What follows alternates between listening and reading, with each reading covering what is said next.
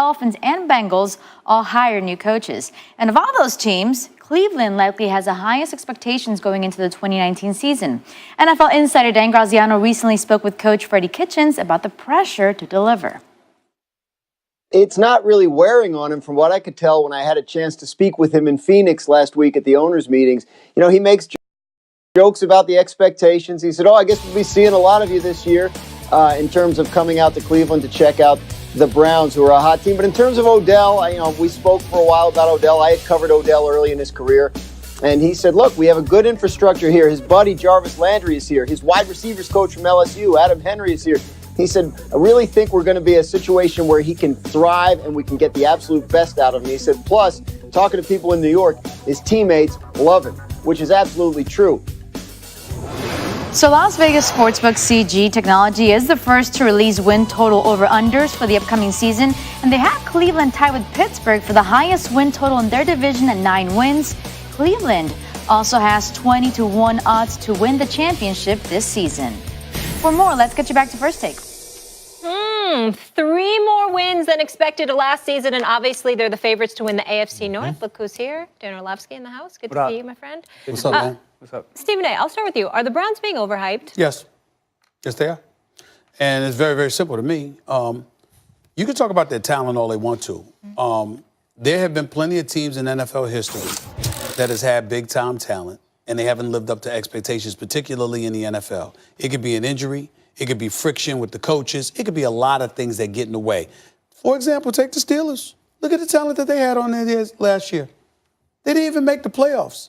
Think about the years that they've had Le'Veon Bell and Antonio Brown there together with Big Ben Roethlisberger playing lights out. They didn't make a Super Bowl. They didn't win a Super Bowl. I'm talking about with those 3 guys.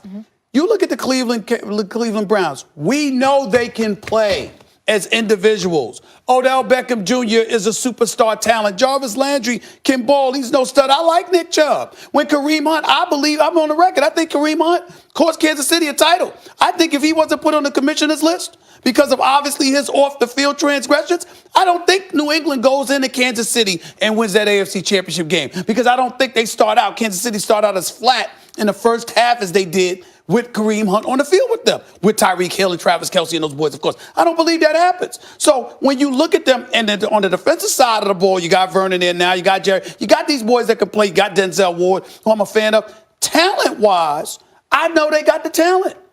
But can you make the playoffs first? I got people talking about potential Super Bowl. I don't want to hear that. You've been in the playoffs since 2002. Your coach is a rookie coach. He's a rookie coach. He's going to, I'm sorry, this is his first time as a head coach. I'm like, what am I missing? Can they win a few games and make the postseason? That's all I ask. I'm trying to rain on Cleveland's parade. By the way, the dog pound is so real. The culture of football in Cleveland is so real that the reason they still have a franchise called the Browns, that was a grassroots. Have you ever gone to one of those? I have not. Thank you. That is a grassroots campaign by the fans to get, once the team left. Yeah. To basically get a franchise there called the Browns, who is allowed to appropriate the history and everything. I would like to toot my own horn by reminding our audience, not only was I in Cleveland for the game, their very last game when they went in Cleveland before they moved, I spent the game, I was right for the Philadelphia Inquirer, I spent the entire game the dog pound. In the dog pound. Right. And what was that last game? And what was that like? Right in. Man of the It people. was unreal. Right. It was special. No one's better than Stephen A. So stop raining on their parade. Let me tell you something. I'm not raining on their parade. I'm raining on yours. To appropriate a line, actually, it's the title of a song from an L.A. rapper, the late now, unfortunately, great Nipsey Hussle. Might as well give him the keys to the city right now. Shout out Nipsey Hussle. Yeah, rest in Look, peace. this team won 7 games last year. You think Baker Mayfield cares about how long it's been since before he got there? They won 7 games with Hugh Jackson as the head coach. Completely dysfunctional, and it was with a tie. I mean, that's almost an 8-win season with a tie. You tell me they can't basically add a game in the win column, shift that tie Hugh Jackson got fired in the win Greg column? Williams, right? Huh? Yeah. Greg Williams there. Hugh Jackson got fired, right? Yeah, but I'm saying that half the season, Baker Mayfield's throwing into the tightest possible windows. Now look at what you got. Just think of how they played after Hugh Jackson left, the fact that they wound up with 7 games. Now you're giving Baker Mayfield in addition to Nick Chubb and Jarvis Landry, that's an excellent. If Nick Chubb's your lead running back, you're great. That's excellent. That's just an excellent guy. I remember watching him. I remember watching a Georgia game in college. Wait, boy, Todd Gurley is as good as they say. Oh, he was hurt. That was Nick Chubb. Nick Chubb is real, real good. Jarvis Landry's real, real good. But Kareem Hunt is better, and Odell Beckham I can't believe they have is him too. Odell Beckham Jr. You realize what's his name is the third string wideout. Callaway? Callaway's your third string wideout. You have a talented tight end. You have talent all over the defense, and you have a big money making, like a money on the line type quarterback. Onions. With stones. You mean to tell me they can't increase by 2 games, take a tie and turn it into a win and win 1 extra game this year? They're going to do it. Dan. Mark it down, 10 wins. Let me get in on this a little bit. Yeah, So please. are they overhyped? No. And this is why. So first of all, the most important person in the NFL organization is a quarterback. You have the quarterback coming last year that broke the rookie touchdown passing record of Peyton Manning's. Now you've added Odell Beckham. Everyone knows how great he is, but let's just remind him. Fastest to 5,000 yards receiving. Most catches through his first 50 games. With Eli as his quarterback. Second in yards. So you're getting a talent added to an offense that when Freddie Kitchens took over, who had the best offense in the NFL last year after Freddie Kitchens took over? The Cleveland Browns. So now you've added the most dynamic and big play weapon threat in the NFL. So let's look at the offensive side being so good and then go to the defense where they struggled at last year. Okay, fairly so. Steve Wilkes, their defensive coordinator, who everyone wants to make fun of because he only had 1 year in Arizona as the head coach. Actually, they don't want to make fun of him. They thought he got hold. But some people mock the fact that he was been given a better chance fired in after Arizona. 1 year. Right. Yes. Since he's kind of just been in a defensive coordinator or impactful defensive coach role since 2011, he's had 1 defense not be in the top 10. So you're getting a coach that knows how to coach defenses. They've added Sheldon Richardson. They've added Olivier Vernon. Ward's going to come back and be healthy. So that defense is going to be better. But I look at this team and go, not only are they talented, but they've got roots in their general manager. John Dorsey is an incredible drafter. So to give up the first-round pick, oh, man, we don't have that this year. Second and third-round picks because they got a second and a third this year. What he's done as a general manager in the last 5 years in second and third-round picks, he got some guy named Travis Kelce in the second round. I heard he's pretty good. 2015, they got Steven Nelson, who just signed for $20 million in Pittsburgh, and Morse, who just signed in Buffalo as a center. He's a second rounder. They got some guy named Nick Chubb last year in the second round. So you got a talented team. You got a good coaching staff. You got a general manager that knows how to draft. You got a weakened Pittsburgh Steelers. You got a weakened Baltimore Ravens. And you got a Cincinnati rebuilding. The hype is real. And let me say one more thing about this, Stephen A. Yeah. I know. Well, quite the case, Dan. It is. I'm buying in. I'm going to retort, but Max wanted to jump in, so let him jump in. Well, go ahead. Go ahead. I didn't say they lack talent. I didn't say that John Dorsey said they're was overhyped. Excuse me. My point is about them being overhyped. Can they get there first? This guy talking about them as a Super Bowl contender. Hold on, wait a minute. What I'm saying to you is this. Listen. I'm not questioning. See, if I sat up here saying that the stats were wrong, that would be different. If I sat up here and said to you they couldn't win a couple of extra games, that would be different. Because listen, there's a legitimate argument that they might not win the AFC North. By who? Pittsburgh. That's right. I said it. You only have to replace 20 touchdowns. Wait a minute now.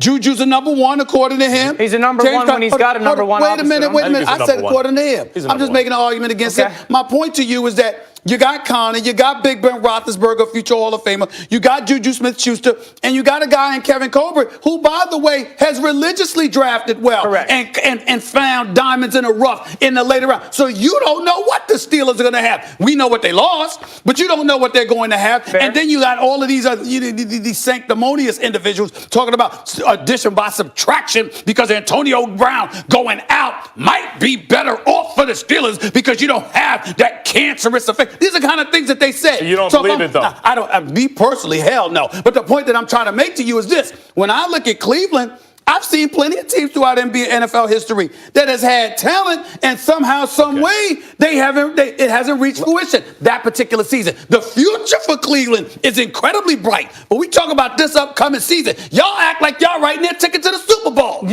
People were saying the same things about the Chicago Bears last year. A lot of hype around this team. Went right to the playoffs. And what happened when they got there? What happened? Max's little brother missed a kick. What man. happened? He missed a bad kick. Oh, really? 7-8-1 last year with the Cleveland Browns. By the way, Okay. put Baker Mayfield on that Chicago team, see what happens. 5 of those Drinking that losses, sauce a Stephen little A. bit too Okay, much. 5 of those losses are 3 points or less. So? 5 of those Don't losses. give me that. What do you mean, so? No, W or That's L? with Baker only playing 13 games. Listen, the Warriors are struggling in basketball from time to time, but who's winning the chip? Let's be understand. Sometimes things are a bit tighter than they need to be. I get all of that. But the fact of the matter is that at the end of the day, wins and losses, don't talk to me about tight games. But this is a completely different team. It's parity. Here's what you're missing. Go ahead. Usually, when someone wins the offseason and you have all these name brands on a team, the name brands are guys that you can really see through. They're older. They may still be good. They're not great anymore. Everyone on the team that's a name brand, every single one is either in their prime or approaching it. Think about this. Yeah. The last time I can remember something like this, both sides of the ball, in terms of name brands, young or approaching their prime, was the Cowboys when they were winning Super Bowls and then they got Deion Sanders.